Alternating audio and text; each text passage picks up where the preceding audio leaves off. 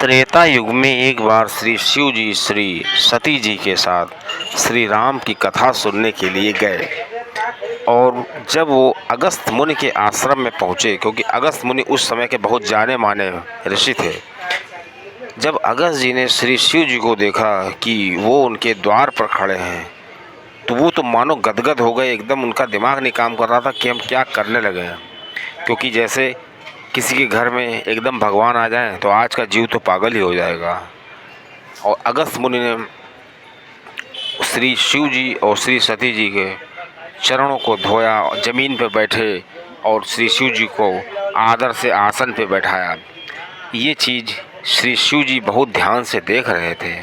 अब यहाँ पे दर्शन करिए कि अगर दो लोग एक साथ हैं तो इसका मतलब ये नहीं है कि दोनों के विचार एक जैसे होंगे, क्योंकि मनुष्य जो व्यवहार करता है वो अपने संस्कार और चेतना के आधार पर करता है। श्री शिव जी के साथ श्री सती जी भी थी, लेकिन श्री सती जी ने कुछ और सोचा और श्री शिव जी ने कुछ और सोचा। दोस्तों, मेजर टिप्स सिग्नम चैनल में आपका स्वागत है। आपको जानकारी अच्छी लगे तो वीडियो को शेयर करिए और चैनल को जरूर सब्सक्राइब करिए। दोस्तों, जब श्री शिव जी ने देखा कि इतने बड़े मुनि हमारे पाँव पखार रहे हैं, तो श्री शिव जी मुस्कुराने लगे, सोचने लगे कि हे मुनिवर, आप कितने सरल हैं।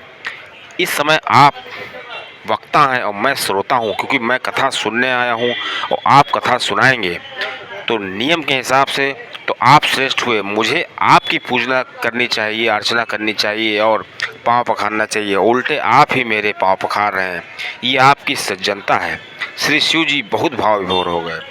लेकिन इसके ठीक विपरीत श्री सती जी ने देखा, उन्होंने ये समझा कि उनके संस्कार उनके साथ थे, उनके दक्ष जी के संस्कार थे।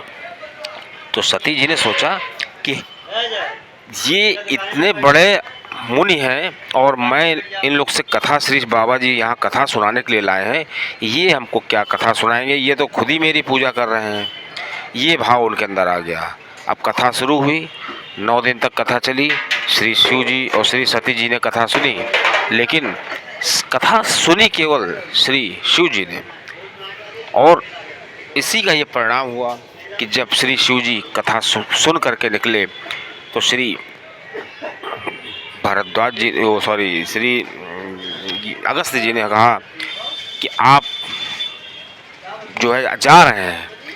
तो श्री शिव जी ने कहा कि हाँ, मैं आपको गुरु दक्षिणा देना चाहता हूँ, मैं आपको कुछ देना चाहता हूँ, मैंने कथा सुनी है, बोलिए आपको क्या चाहिए। तो अगस्त्य मुनि ने कहा कि मुझे आपको देना ही है तो आप मुझे श्री राम जी की भक्ति दे दीजिए। ऐसी भक्ति दे दीजिए जो स्वयं होती रहे, हमें करना न पड़े। क्योंकि जब कोई भक्ति करता है या कोई काम करता है तो उसके छूटने का भय रहता है, और जब कोई काम सहज भाव से होता रहता है तो उसमें उसके छूटने का भय नहीं रहता है। जैसे मनुष्य जो है सांसें लेता है तो कभी वो सोचता नहीं है कि मैं सो जाऊंगा तो सांसें लूँगा। सांसें सहज रूप से चला करती हैं। उसी प्रकार की भक्ति चाहते थे अगस्त्य मुनि। श्री शिव जी ने ऐसी ही भक्ति प्राप्त करा दी उनको। उसके बाद श्री शिव जी और श्री सती जी चल दिए। अब देखिए, यहाँ पे दर्शन करिए, जैसे हम किसी बहुत रमणीक स्थान या किसी बहुत ही अच्छी चीज़ का दर्शन करें, उसके बारे में सुने, तो स्वाभाविक सी बात है हमें उसे देखने का मन होने लगता है। उसी प्रकार श्री शिव जी जब चले वहाँ से, चूँकि श्री शिव जी कथा कहाँ सुन रहे हैं, दंडकारण्य वन में रहते थे वो। अब दंडकारण्य वन से उनको कैलाश जाना था, तो किधर को जाएंगे, उत्तर की तरफ जाएंगे।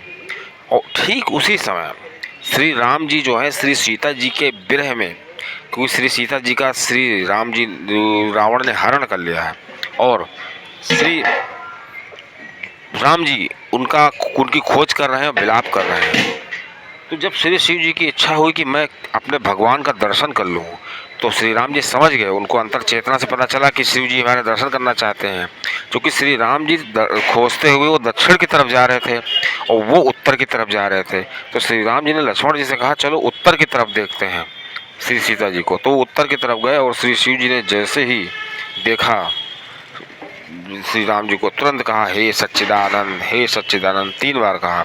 जब ये चीज़ श्री सती जी ने सुनी तो उनको अच्छा नहीं लगा। उनको लगा कि पूरी दुनिया, पूरा ब्रह्मांड तो हमारे शिव जी को प्रणाम करता है और ये उनको उल्टा प्रणाम कर रहे हैं। ये कैसे भगवान हो सकते हैं, ये तो अपनी पत्नी को ढूंढ रहे हैं, भला मेरे बाबा इनको प्रणाम क्यों कर रहे हैं। क्योंकि श्री सती जी ने कथा नहीं सुनी थी ना, उसी का प्रभाव था कि उनको भगवान में भी दोष दिखने लगा।